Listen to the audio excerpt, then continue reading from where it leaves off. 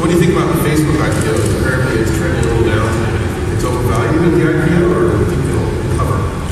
You know, it's hard to tell. You know, Facebook's a great company. What I like to say is markets come and go, good companies survive, right? So, you know, I think the price of Facebook stock is not that important. I think it's a great company. You know, Mark built an incredible platform and an incredible organization, and I don't think it really matters that much whether it's trading at 25 or 50. Okay, but do you think that Facebook is, you know, going to be a $500 billion company someday soon? They're going to have to grow into that, for sure. So not in the middle of that. But you wouldn't be surprised if they did. They could be, right? I mean, you know, I think Google can do it. I think Apple has done it. You know, so they can do it. So you wrote a post last week, I might have the title wrong, The Darwinian Evolution of Startups. Right. Okay. And it seems to me you went in a couple of different directions of the post. Really interesting stuff. I wanted to ask you a couple of questions about one area where you talked about, and feel free to summarize it, but you talked about how every 75 years or so we have a major shift in technology that creates a market that blossoms for decades. And you suggested that we might be sort of right before a new one now. Talk a little bit about that. What might be going on? Yeah, this is influenced heavily by an economist that I'm a big fan of named Carlota Perez, and she wrote a book called Technological Revolutions in Financial Capital, and she talks about these technological revolutions, the Industrial Revolution, the age of steam and railroads and automobiles and airplanes and transistors and semiconductors. And I guess the real question is whether or not there have been two digital revolutions, one which was transistor-driven and one which was internet-driven, or whether there's just one, and it's one big revolution. If it's one big revolution, we're 70-ish years into it now, and that's a long time, and we're ready for the next big thing. And you talked in the post about, if we are, you said, and this is where I got a little confused, you said Silicon Valley might become Detroit. And I think you meant that in a negative way, that the next thing might come out of somewhere else. Right? You know, by the way, you know, I kind of regret writing that because I think people made too much of that. It was really a throwaway line. I didn't really mean to suggest that Silicon Valley is headed, you know, into what Detroit has become, but I just meant to say that Silicon Valley really is a creation of the digital revolution, right? And if there's another revolution that's, I don't know, the teleportation revolution, and teleportation is invented in, you know, Mumbai, then, you know, Silicon Valley might not be the locus of the next, you know, big thing. Yeah. So obviously teleportation isn't something that you believe is a technology we're close to. No. I mean, the next big thing's going to have to be so, like, different than, I mean, the transistor and the internet are very different from airplanes and cars, right? So the next big revolution, I don't think, is going to be, you know, evolutionary in the dimension that we've all been working in. It's going to have to be something that's completely different. Does that affect the way you invest today at all, or is that such a long-term view? Well, first of all, I don't think I'm going to be very good at investing in whatever the next big thing is. I don't know it, I don't understand it, I don't come from it, I never worked in it. So I don't believe that's what I'm going to do. You know, I think the digital revolution is kind of my revolution, and I got to make my money in this thing. Yeah. Does that mean that if the next big thing comes, you might just sit down now? Probably should sit down. Yeah. Okay. So you invested in a search engine called DuckDuckGo. I did. And I actually, we did. Our firm did. Yeah. Why? I don't understand. Well, so a couple reasons. One, it was built by one guy, Gabe Weinberg, working all by himself for close to 3 years, and it has today about 40 to 50% of the daily search traffic that AOL has. And AOL is one of the top 5 search engines in the country. So one guy was able to build a search engine that, you know, may soon be one of the top 5 search engines in the country. And there's two things about this that got our attention. One is it's an entirely private search engine. They promise not to track you, not to pass the keywords on to a referring link. And the second thing is that they just have a different architecture. They don't crawl the web per se. They basically leverage the hundreds of large-scale web services that are sort of domain experts now in parts of the web, and they just hit their APIs and then they reassemble it on the fly. So it's not built on top of crawler, it's really built on top of lots of other services on the internet. Do you think that if you were at Google, you should be concerned about some of the emerging search engines, or is Facebook getting into search more of an issue for them? I don't think Google should be concerned about any emerging search engines. The other thing about DuckDuckGo I should just say is that if one person, AOL does about $100 million a year in search, right? Yeah. If one person can create a search engine that does $100 million of revenue, and it only took one person to do it, that's a fabulous business, right? So, we didn't invest in DuckDuckGo with the idea that it's going to be, beating Google. We invested in it because we thought there was a need for a private search engine for the internet anarchist crowd. People hang on in 4chan, Reddit, Hacker News. If it just services them, that's going to be a great business. And I mocked a little bit, but I also mocked things like Kickstarter when I first heard of it. And suddenly, I'm not as big a fan of Kickstarter as anyone is. And you are the only VC in Kickstarter, is that right? There were some angels, but yeah, we're the only sort of institutional VC money. And so they're doing pretty well. They're doing great, fantastic. Yeah. Do you think that model will scale properly when you consider fraud and all the attention it's getting will it pull through? Kickstarter is focused on a very specific kind of crowdfunding, which I like to think of as a futures market for product, right? So if you're an entrepreneur and you want to create a product and people are willing to buy that product in advance of you making it, and you can raise enough money to fund your product or potentially even your business by selling futures on your product. That's what Kickstarter does. They don't do patron, they don't do philanthropy, they don't do equity. So they're in a niche. I think it's an important niche, and I think a lot of entrepreneurs are realizing that it's a very smart way to bootstrap. Yeah. So the carried interest tax, this is the tax that venture capitalists like ourselves make on the money that we make investing in other people's money. It's taxed at a long-term capital gains rate, basically, which is 15%. A lot of people think that should be taxed at a much higher rate than the short-term capital gains rate, which is the income tax rate. It's a huge amount of money. Backstage, we're talking about how much. We don't actually know. We're trying to figure it out. But we're talking about hundreds of millions or even more, probably, gains per year in the U.S. that are taxed the way that you'd like to see them taxed. Do you still feel that that is an inequity that needs to be fixed in this society? I do. I think that whenever you're investing someone else's money in a business, whether it's a private equity transaction or a hedge fund or a venture capital transaction, and you're getting paid a promote, carried interest on someone else's money, that it's just not. It's just not. And you understand, you're talking about your own money. I mean, this affects you directly, right? Yeah. Most of your income today is gains from investment. Yes, absolutely. Yes. But I think when you're investing someone else's money, to say that you should get capital gains treatment on that, it doesn't sound right to me. If I'm investing my own money and I took a risk with my own capital, yes, capital gains treatment seems appropriate. But when you're investing someone else's money, that's a fee, and that should be ordinary income. Why hasn't this changed? There's a lot of money.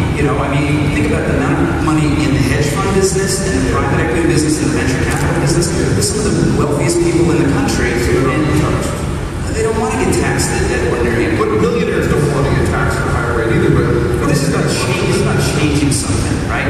Yeah. So it's just harder to change something. In the world that we live in Washington, it's just hard to change anything. Well, it isn't harder to tax millionaires. I mean, we tax them more, people are generally in favor of that. But the real money is in this carried interest. I don't know whether I don't know how much money is in the carried interest relative to people getting paid $30, $40, $50 million a year as a CEO. I don't know. All right, well, we agree on that. So,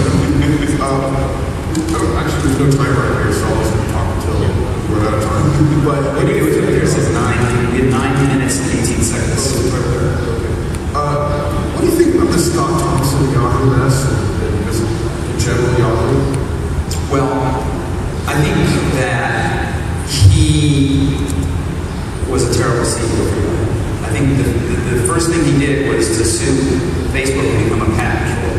And right then and there, I think he just basically proved that he was clueless about the way the world works. And they're basically using, intellectual property that, they probably didn't invent anyway. So I just think he was one of a terrible string of bad CEOs for that company. Yeah. What do you think about in general people that lie on a resume? Do you think that's something you can recover from? Maybe the less high-profile position, or I think Elliot Spitzer has recovered from, his issues.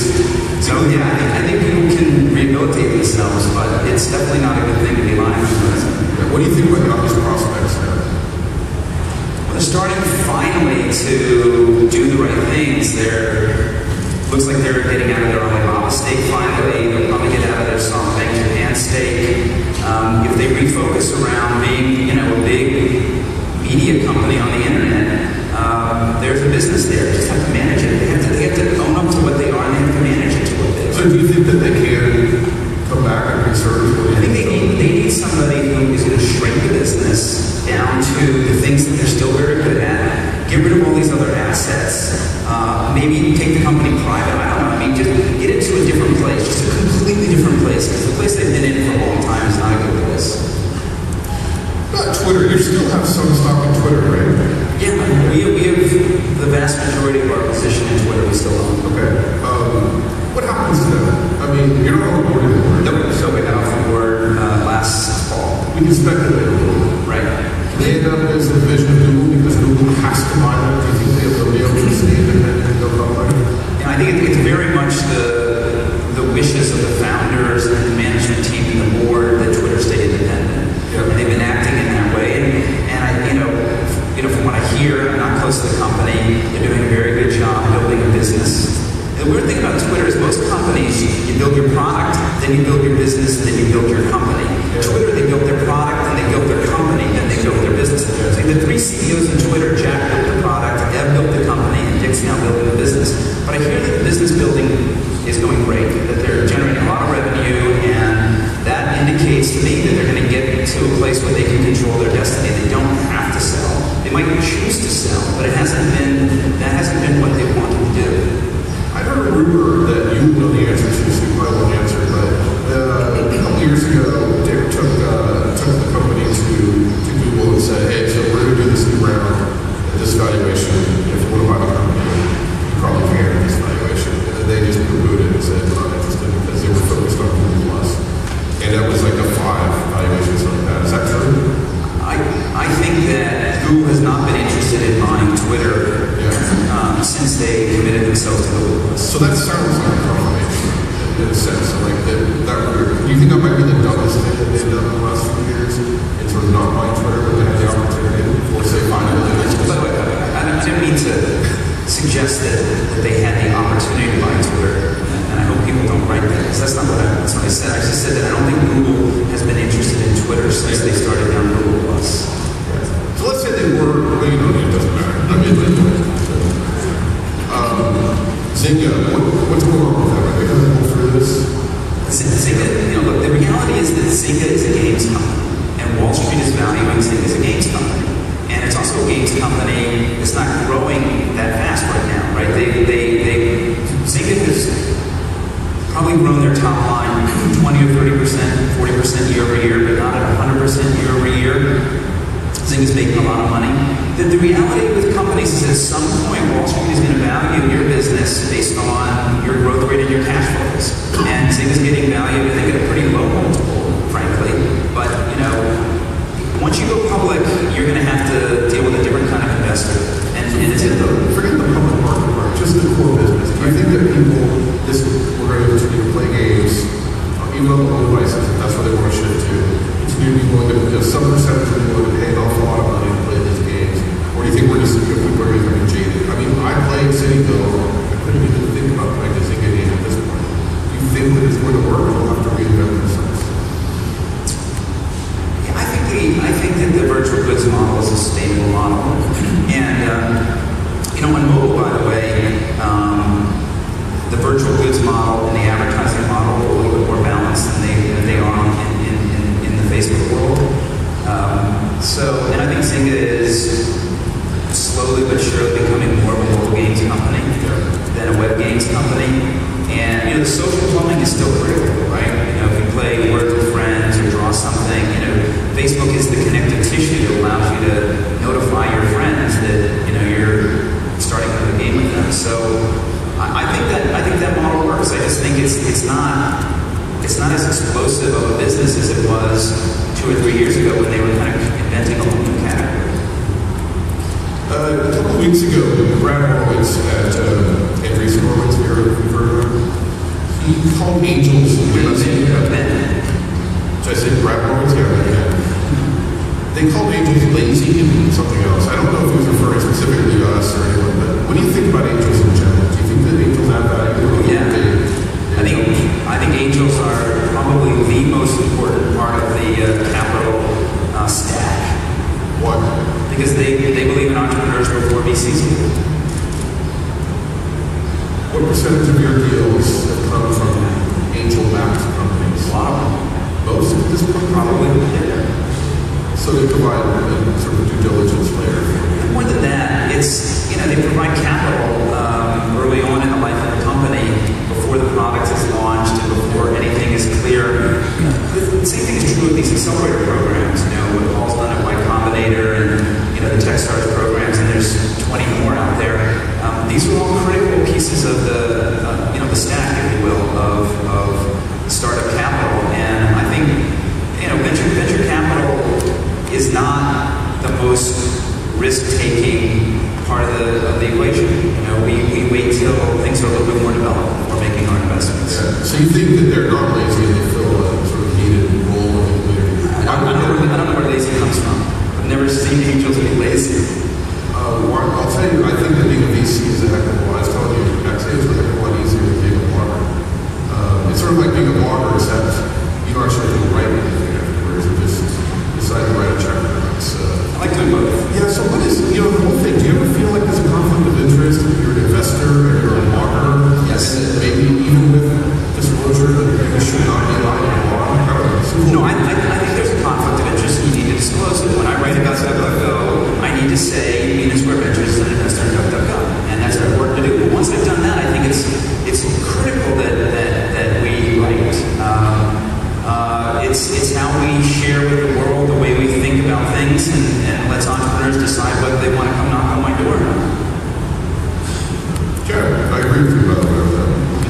I think we have time for a question or two. Sure. I trust the audience. And so we have microphones. This